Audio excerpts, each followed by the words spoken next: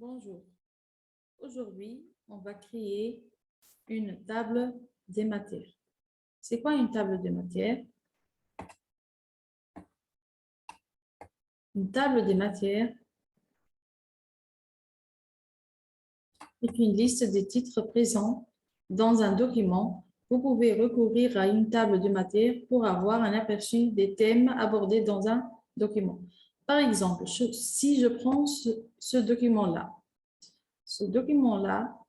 il contient un titre, un sous-titre et des sous-sous-titres. Donc, il est composé de combien de pages? Il est constitué de 9 pages. Je veux créer pour ce document une table de matière. Qu'est-ce que je vais faire? Je vais à création, à référence, normalement, c'est l'activité 3.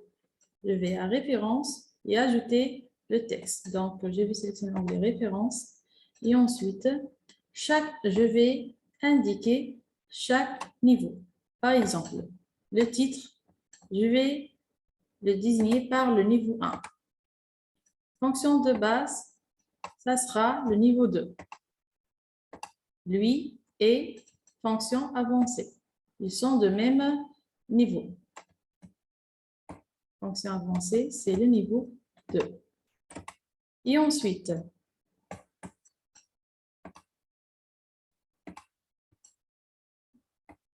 les sous-titres de ces titres-là, c'est déplacer un bloc et il est de niveau 3.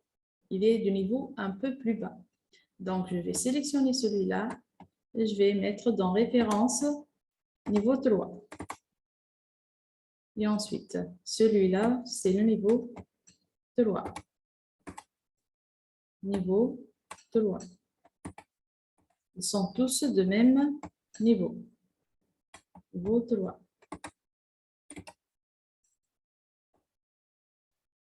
Je peux retourner pour corriger donc la mise en forme.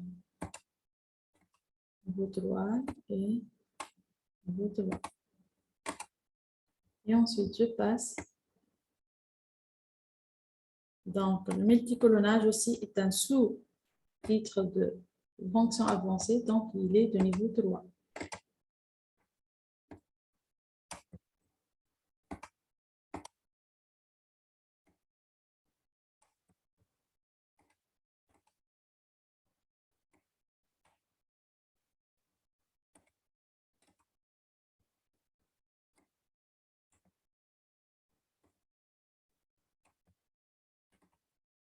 Donc, comment je vais créer la table de matière?